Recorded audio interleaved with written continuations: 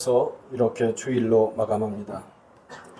그런 까닭에 우리 그리스도인들은 예배를 앞세우고 예배함으로 마감하는 참으로 복된 경우를 맛보는 기회였습니다. 성도 여러분은 이런 기회를 선용하셨으리라고 믿습니다. 설을 지낸 일을 배경으로 오늘의 말씀을 보고자 합니다. 상당히 길게 이어진 이번 설을 지내면서 저는 마음을 파고드는 생각 한 자락이 있었습니다.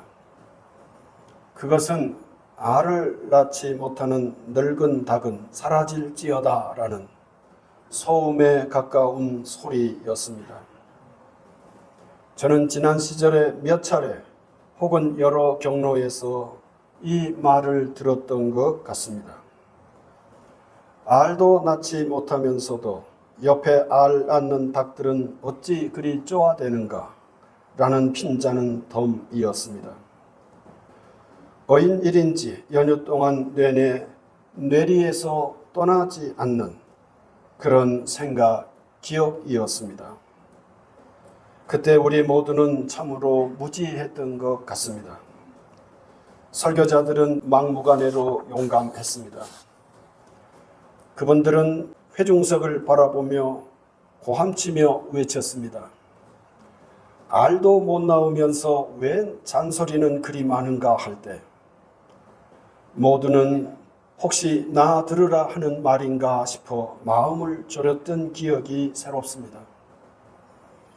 그런데 희한한 것은 그런 꾸지람 같은 설교를 들으면서도 청중은 오히려 웃으면서 넘어갔습니다. 알도 낳지 못하면서 그 닭소리를 그분들은 이제 부흥사들이었기 때문에 꽤 잘 냈던 것 같아요. 주변에 다가오는 이웃 닭들을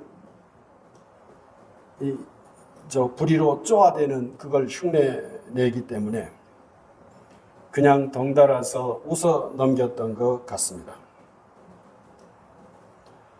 그때 저는 한국 교회는 이렇게 설교자들에 의하여 여러 곳에서 희롱을 당하고 있었던 것 아닐까 그런 생각까지 하게 되었습니다. 아마도 나이가 들어가기에 이 생각이 났던 게 아닐까 싶었습니다. 그리고 다시 생각하니 때에 맞는 성령님의 이끄심이라고도 생각했습니다. 왜냐하면 그 말은 참으로 무례한 말이라고 생각했기 때문입니다. 우리 성령님은 진실로 홀로 일하시지 않고 예수님을 증언하는 데 열심이신 까닭입니다. 요한복음 14장 26절 보혜사 곧 아버지께서 내 이름으로 보내실 성령 그가 너희에게 모든 것을 가르치고 내가 너희에게 말한 모든 것을 생각나게 하리라고 말씀합니다. 따라서 예수님은 이렇게 말씀하시지 않음을 우리는 기억합니다. 수고하고 무거운 짐진 자들을 당신의 품 안으로 이끄시는 분이 어찌 회중을 빈정거리며 비난을 쏟아내실까? 감히 상상도 할 수 없는 일이라고 믿습니다. 성도 여러분, 닭이 한사코 알을 낳지 못하는 일도 난감하기는 합니다. 여기서 비유법으로 쓴 것이니까 이 알이 예컨대 예배 참석이고 혹은 전도요, 헌신이요, 사랑이라면 마치 그런 걸 하면 죄라도 짓는 양 그야말로 요지부동인 경우도 있을 것입니다. 그렇지만 교회 다니면서 나는 사랑하지 않으리라. 나는 예수님을 믿으면서도 전도는 꿈에도 생각하지 않으리라. 이렇게 다짐하고 교회를 드나드는 분은 아무도 없을 것입니다. 그렇게 성도가 하는 일들을 생각하면서 그 일을 혹시 못할지라도 쉼이라든지 사귐이라든지 이런 것도 소중한 까닭에 명절 같은 때는 정말 해서는 아니 될 말이었다고 생각합니다. 한국교회는 그렇게 열심히 교우들을 이끌어서 저들이 낳은 알들을 탁장 안에서 놓아두기에 지금 그 탁장일 수 있는 교회들은 혼란을 겪는 것 아닌가 싶기 때문입니다. 우리 성도 모두는 연휴에 오바댜서를 읽었습니다. 그 성경에 담긴 하나님의 마음을 품기 원했기 때문입니다.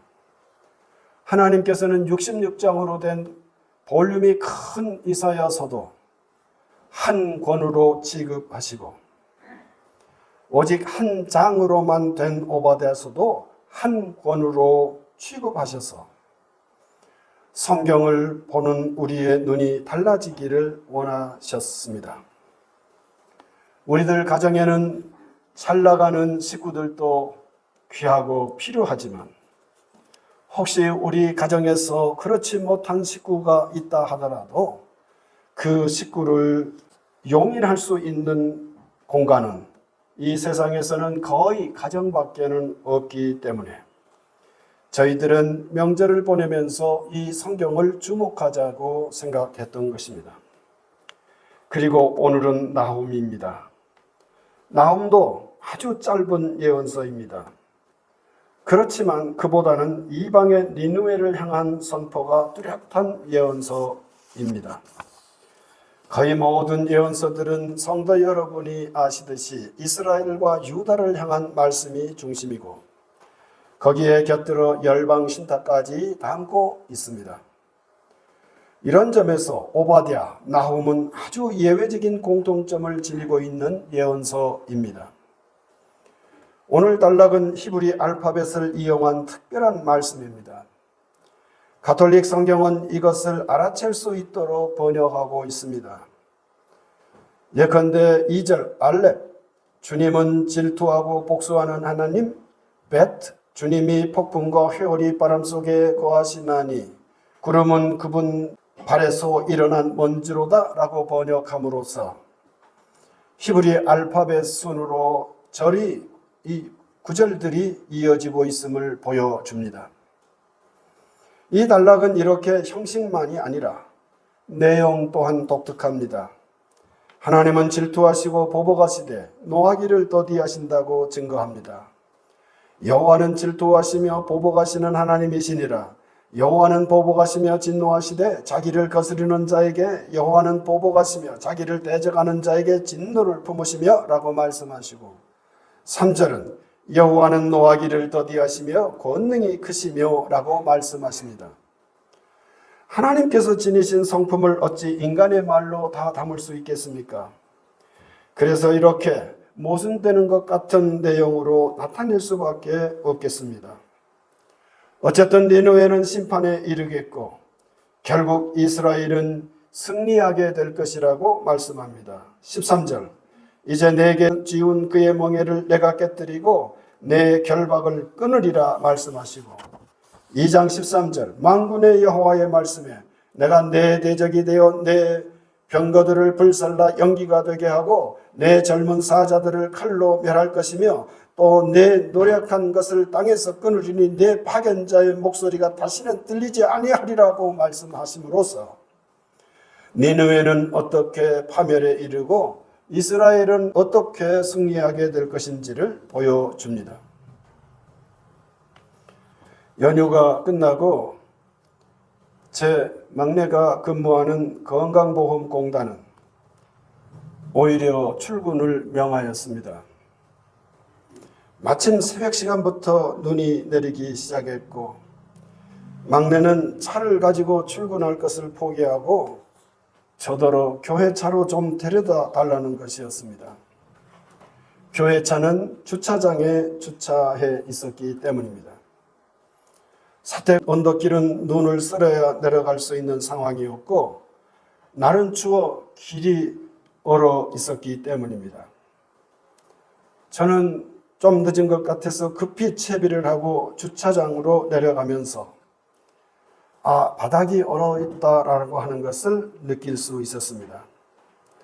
아주 짧은 순간의 판단으로 저는 주차장 마당으로 직접 내려가지 않고 옆 계단을 이용해 내려가면서 제가 찍어놓은 그 발자국을 따라 막내도 내려올 것이라고 생각하면서 시동을 거는 일이 급하기 때문에 그렇게 움직였습니다. 그런데 그때 제 예상과는 달리 막내는 지름길처럼 보이는 교회 주차장 마당으로 내려왔고 급기야 넘어지고 말았습니다.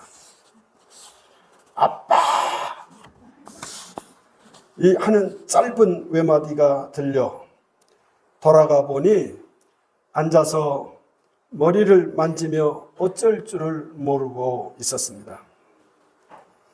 그냥 주저앉은 채 정신을 차리지 못하고 있는 상황이 잠시나마 이어지고 있었습니다.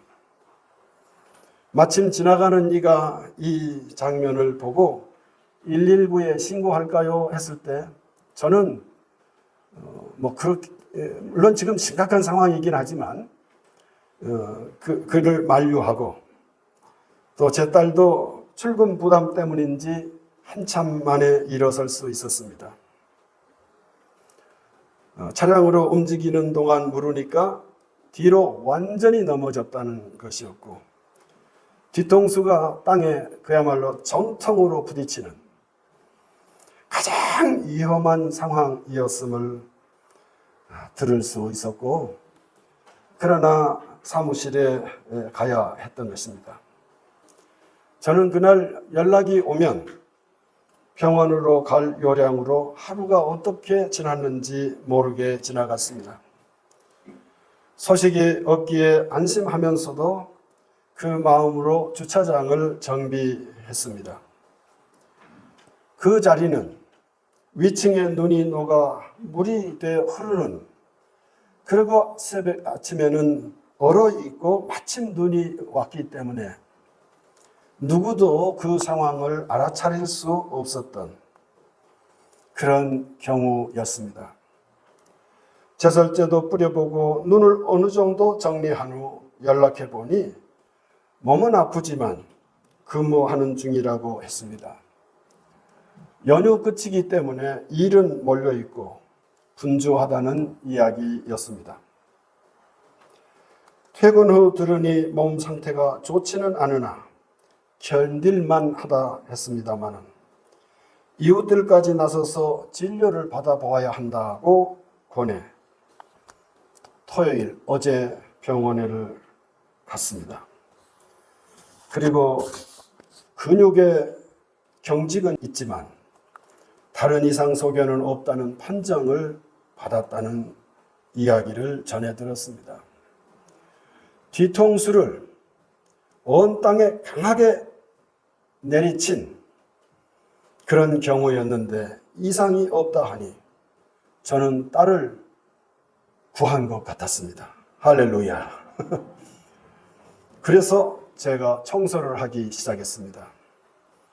정말 기쁜 마음으로, 정말 감사하는 마음으로 제설제가 묻은 채로 교회에 드나들었기 때문에 교회는 사실 많이 정돈이 되어 있지 않았습니다. 그러나 또 설 명절 끝이기 때문에 그것을 어떻게 정리할 만한 손도 없을 것이라 생각하고 제가 그것을 감당했습니다. 리브가회만큼은 아니었습니다마는 그래도 교회 구석구석을 훔치면서 그야말로 하나님께 감사하는 마음으로 그렇게 넘쳐나는 그런 순간이었습니다.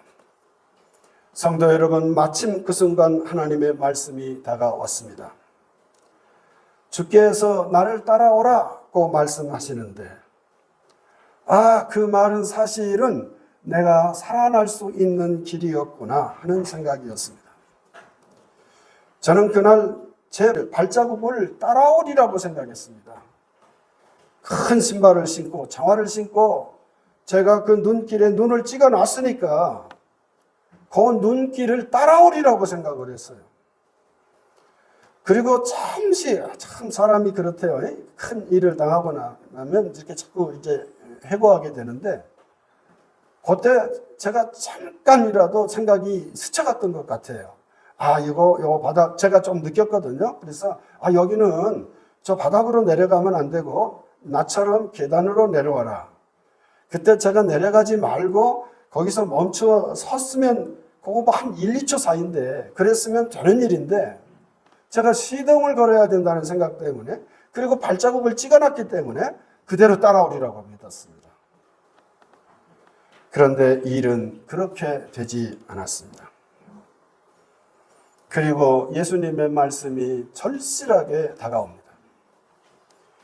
예수님은 오늘 말씀하시기를 제자들을 부르시면서 나의 무리에 들어와라.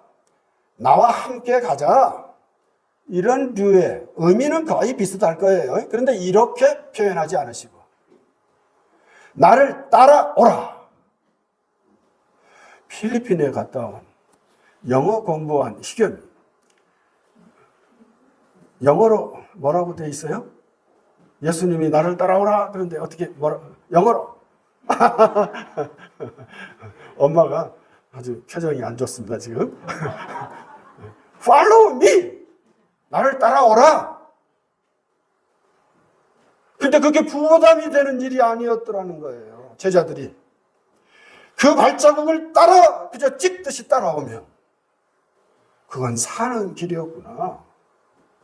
예수님께서 사랑하라 말씀하시면 그거는 나에게 조금은 부담일 수 있지만 사랑하는 일이 사는 길일 수 있음을 예수님께서 차분하게 설명하시는 경우도 없지 않지만 주님께서 우리 사람들에게 혹은 제자들에게 명령법을 쓰는 경우가 꽤 많은데 그 명령법이 왜 예수님의 입에서 나오시는 것인지 헤아리는 순간이었습니다. 의자들을 훔치고 아래층 탁자도 닦고 그러면서 저는 그런 것이었구나. 연이어 한 단어가 떠올랐습니다. 그것은 답습이었습니다. 한자어로 답습이라는 단어는 그야말로 뜻은 따른다는 뜻이겠는데 보통은 부정적으로 써왔습니다. 그런데 꼭 그런 것만은 아니구나.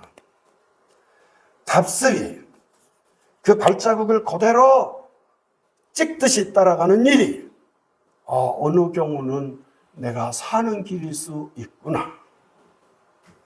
답습의 의미는 두 가지인 것이구나 하는 생각이었습니다. 답습은 많은 경우 나의 발전을 가로막는 경우이겠습니다만 어떤 답습은 내가 살 수 있는 것이라는 것을 저는 딸의 일을 통해서 피부로 느낄 수 있었습니다. 오바다를 읽으면서 그동안 교회는 알 낳는 닭만을 좋아했음을 생각했습니다. 물론 그럴 것입니다. 알을 낳지 못하는 닭이 무슨 소용이 있을까 싶습니다. 그러나 그렇다고 해서 닭은 알을 낳기 위해서만 존재하는 것은 아닐 것이라는 생각을 우리들은 그동안 많이 하지 못했던 것 같습니다. 누구도 나이 들지 않는 이가 없고 누구도 나이 들면서 힘이 빠지는 것을 경험하지 않는 분은 없겠습니다. 그렇게 나이가 들고 힘이 빠지고 그래서 점점 낳는 알의 숫자가 줄어들 때 농장에서는 평가하기를 저들은 닭이 아니다 라고 하여 그 노개들을 폐기 처분합니다. 성도 여러분, 교회까지 그래서 되겠습니까? 교회가 어떤 공간이어야 하겠습니까? 알을 잘 낳는 건강하고 아름다운 닭도 훌륭하지만 알을 낳지 못하는 상태가 된 닭도 또 하나의 존재일 수 있음을 인정할 수 있는 공간, 그곳이 교회가 아닐까 싶습니다. 그리고 오바댜서는 이런 생각을 우리에게 하도록 이끌고 있음을 볼 수 있었습니다.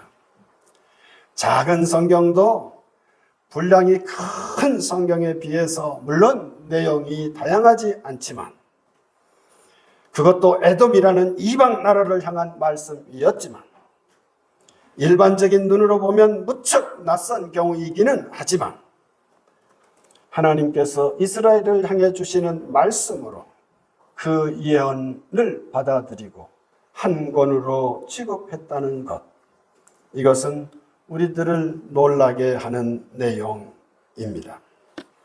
나훔도 이런 생각을 돕고 있습니다. 니느웨를 향한 하나님의 뜻은 확고했습니다. 왜냐하면 하나님은 질투하시되 동시에 오래 참으시는 분이기 때문이라는 것입니다. 거의 대부분의 예언서는 이스라엘을 위한 말씀이지만, 이렇듯 이방 니느웨 아수르를 심판하시는 하나님이심을 증거하시는 성경도 이렇게 한 권으로 포함시키는 하나님, 그분을 기억하라는 것입니다. 작은 것, 나이 드는 것들은 외면하고 오직 알만 잘 낳는 닭만을 쫓아온 한국교회, 이게 과연 하나님의 뜻이었는가를 생각하는 명절이었습니다. 이스라엘은 오바댜와 나훔을 쓰시는 하나님을 따라야 했습니다. 우리들은 나를 따라오라 하시는 예수님을 따라야 했습니다. 왜냐하면 그것은 사는 길이기 때문입니다.